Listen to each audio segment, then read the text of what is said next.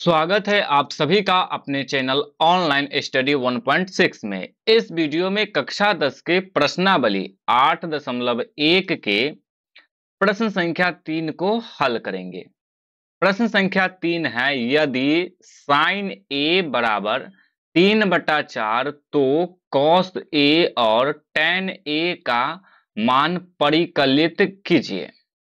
देखिए, ये जो प्रश्न है इसमें साइन ए का मान दिया हुआ है और हमें कॉस ए और टेन ए का मान निकालना है।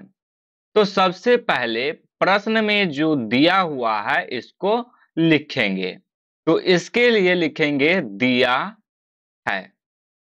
देखिए, प्रश्न में क्या दिया हुआ है, साइन ए बराबर 3/4। तो यहाँ पे लिखेंगे साइन ए बराबर 3/4। अब साइन ए के स्थान पे साइन का सूत्र लिखेंगे। तो देखिए, साइन का सूत्र होता है लंब बट्टा में कर्ण। ये होता है साइन का सूत्र।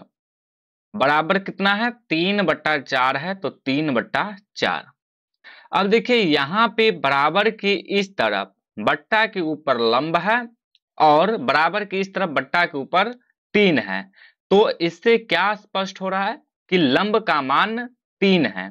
तो यहाँ पे लिख देते हैं हम लंब बराबर में 3 और कर्ण बट्टा के नीचे है और इस तरफ बट्टा के नीचे है 4।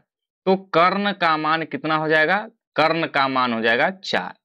और यहाँ पे साइन के साथ क्या लगा हुआ है, ए लगा हुआ है।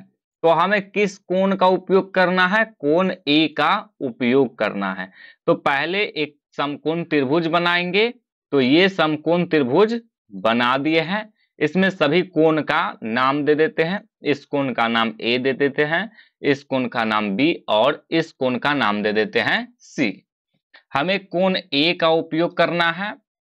तो आपको पहले बता दिए हुए हैं कि जिस कोण का उपयोग करते हैं उसके सामने वाली भुजा को लंब कहते हैं। तो इसके सामने वाली भुजा ये है, तो ये वाली भुजा कहलाएगा लंब। और ये जो कोण है ये बना हुआ है इस भुजा पे, तो ये वाली भुजा कहलाएगा आधार। तो ये भुजा हो जाएगा आधार। सबसे लंबी भुजा ये है तो ये कहलाएगा कर्ण। तो देखिए, लंब लंब का मान 3 है तो ये वाली भुजा जो है इसका मान हो जाएगा 3। कर्ण का मान 4 है तो ये वाली भुजा जो है इसका मान हो जाएगा 4।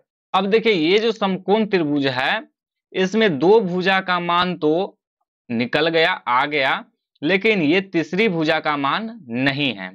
तो सबसे पहले तीसरी भुजा जो है इसका मान निकालेंगे। तो इसके लिए क्या करेंगे कि पाइथागोरस प्रमेय का उपयोग करेंगे। तो सबसे पहले ये कौन सा त्रिभुज है, त्रिभुज है ए बी सी। तो पहले त्रिभुज का नाम लिखेंगे। तो यहाँ पे लिखेंगे त्रिभुज ए बी सी में कौन सा प्रमेय का उपयोग करेंगे, पाइथागोरस प्रमेय का। तो इसके लिए अब यहाँ पे लिखेंगे पाइथागोरस प्रमेय से।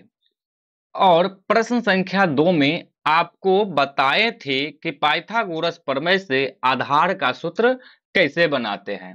तो देखिए, आधार का जो सूत्र होता है वो होता है रूट अंडर कर्ण का स्क्वायर माइनस लंब का स्क्वायर। ये होता है आधार का सूत्र। अब यहाँ पे सभी का मान रख देंगे। तो देखिए, कर्ण कर्ण का मान कितना है, 4 है तो यहाँ पे रखेंगे 4। स्क्वायर लगा हुआ है तो स्क्वायर लगा देंगे, माइनस लंब लंब का मान कितना है, लंब का मान है 3 तो यहाँ पे रखेंगे 3। स्क्वायर लगा हुआ है तो स्क्वायर लगा देंगे।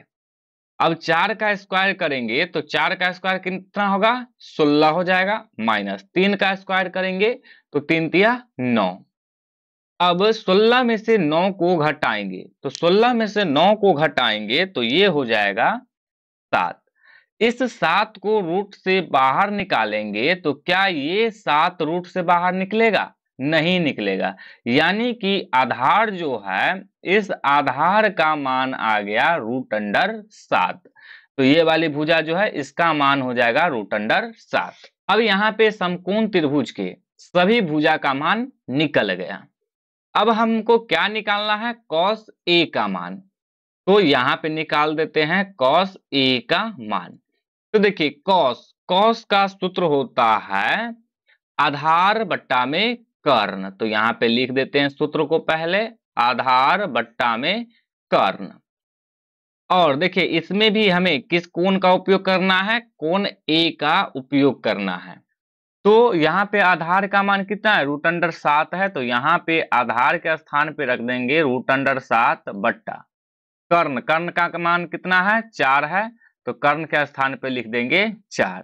तो cos A का मान आ गया √7 बट्टा में 4। यही हो जाएगा इसका आंसर। इसके बाद हमें निकालना है tan A का मान।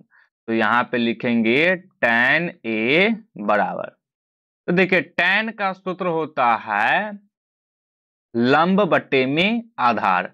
तो सूत्र को यहाँ पे लिख देंगे, लंब बट्टे में आधार। देखिए लंब का मान कितना है, 3 है। तो 3 बट्टा आधार का मान है √7। तो यहाँ पे लिखेंगे √7। तो tan A का मान आ गया 3 बट्टे में √7। तो देखिए इस प्रश्न में हमें cos A और tan A का मान ज्ञात करना था। तो cos A और tan A का मान निकाल लिए। तो यही हो जाएगा इसका आंसर। तो उम्मीद है कि आप लोगों को ये प्रश्न समझ में आया होगा। यदि समझ में आया हो तो इस वीडियो को लाइक कर दीजिए और चैनल को सब्सक्राइब जरूर कर दीजिए।